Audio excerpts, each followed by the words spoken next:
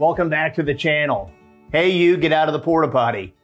Today is lesson 1, inspired by one of the best friends I ever had, Jay Folk. We call it Start With Your Heart. Do you remember when happiness was this easy?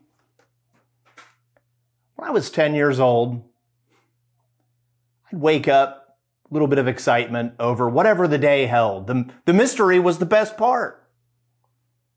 It was the best part because I listened to one thing and one thing only back then. My heart. When I followed my heart, I found happiness in everything. My favorite things were taking care of our 2 dogs, Angel and Susie, but my favorite thing to do in the entire world was going out by the pool every morning and saving drowning bugs out of it. I wanted them to have a chance at life, and I wanted them to be with their families. That was my natural instinct as a young person. Back then, I didn't think happiness was something separate from me. I thought it was something that was part of me. I also realized something back then that so many adults struggle with. That happiness is meant to be part of all of our lives, not just some of our lives. There was this storm brewing back then that I didn't know about yet. I now affectionately refer to it as Hurricane Unhappiness, also known as my 5th grade graduation. Right before the commencement speech, the principal looked at the whole class and she said, "Go out and get what you want." She then told us all that we started needing to seriously think about what we were going to do and have in our lives if we wanted to be successful. 10 years old. What are you going to do and what are you going to have if you want to be successful? It didn't make any sense to me. In fact, it created a ton of anxiety. Something that kept me up late that night. In an attempt to distract my mind, I turned on the TV set. As fate would have it, a Clearasil commercial came on. Now, I say as fate would have it because with all this anxiety, I had gotten this big zit on the end of my nose. I looked like Rudolph and it wasn't Christmas time. But as I watched this Clearasil commercial, everyone seemed to have more friends and more happiness if they didn't have zits. And suddenly, these words that I had never contemplated were echoing very loudly. Go out and get what you want. What are you going to do? What are you going to have? Your success depends on it. It was that night that I stopped following my heart and I started following something else, my ego. The ego was aligned with the words of the teacher. Go out and get what you want. The ego seemed to be the only thing going that cared about me and only me. And it was time to get busy doing and having. Age 40, after this rat race, I was at the proverbial finish line. I had this really nice house. I had a really fast car. But what I had more than anything, no feelings of worthiness. I had this big empty spot in my heart. And I had this just quiet desperation about me. You watched one of the earlier videos. I was talking about repairing the relationship with my daughter. It was in a great place.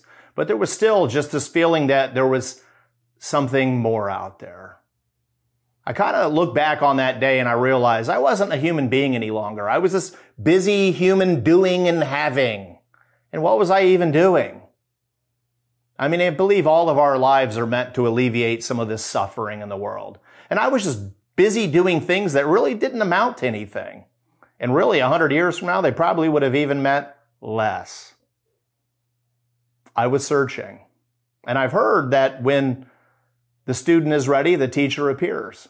And not 1 week later, into my office, a gentleman strode. His name was Jay Folk.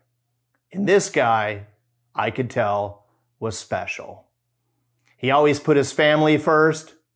He was completely selfless, I learned. And he had this crazy cool commitment that he told me about where he said, My mission in life, John, is I want to leave everyone I meet better off. And I thought, wow, this is someone who's really successful. I need to pick their brain. So I went to Jay and I said, Jay, what is the key to your success? And I remember he smiled. He had this awesome laugh. And he just looked at me, put his big hand on my shoulder, and he said, John, any fool can make life complicated. The key that I focus on is simple and it's available to everyone. He told me multiple times throughout the day to start with my heart. He told me if I would start with my heart, that I would find what I was looking for.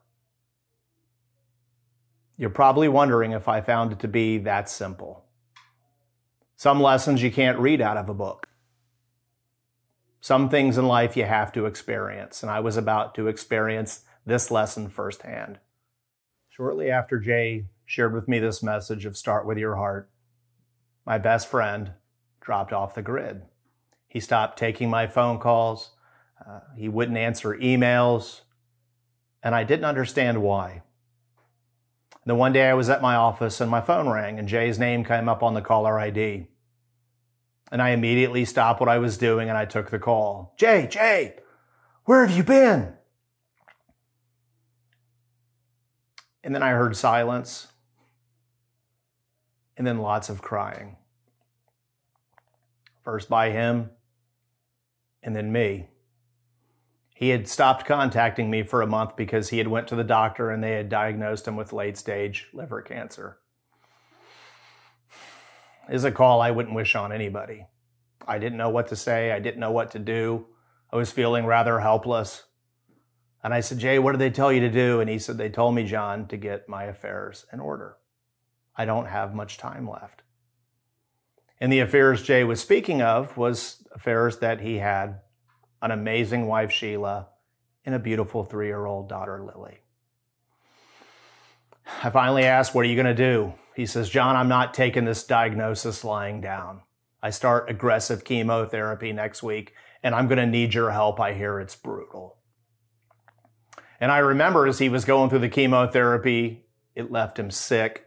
He lost 30 pounds inside of a month, and he was so weak and starting to feel very negative. So my role was to go over to his house every single solitary day. I would surround him with pictures of his family. And it's hard to ask a dying man what they want, but they still want things just like anybody else. And he says, John, I want to get strong enough to take my wife out on a date. I just want to squeeze her hand one more time. With the chemotherapy, the doctor would not let him leave the house. But he had given him a benchmark that if he could gain X amount of weight, he'd let him leave the house. And he was still hoping to get this exploratory surgery in Texas. So I encouraged him the best I could. I pushed him and he started putting on weight. He started drinking these liquid protein shakes and the doctor finally gave him clearance to leave the house. And I remember they loved New Smyrna Beach and he took her on a date to New Smyrna Beach.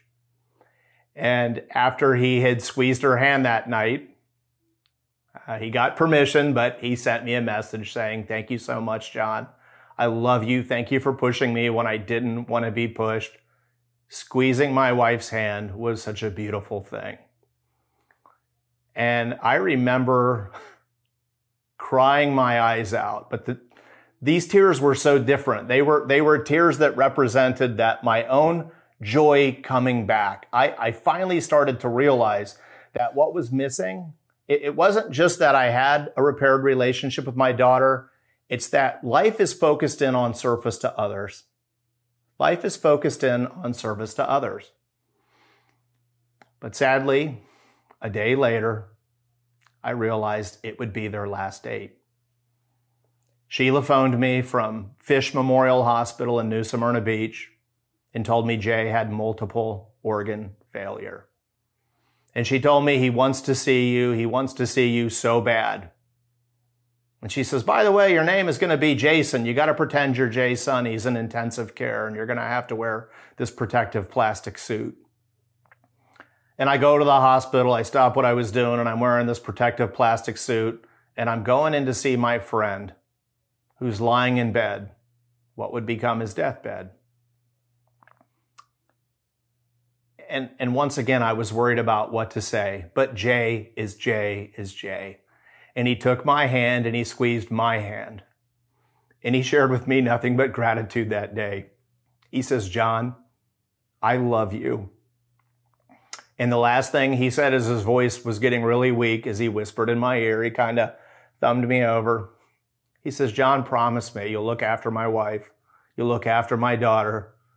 But above all else, John, I want you to promise me, you've been such a great friend, please always start with your heart." And J. Eugene Folk died the next day. And I kept to my commitment to him, because that's what friends are for, lifting each other up and keeping commitments.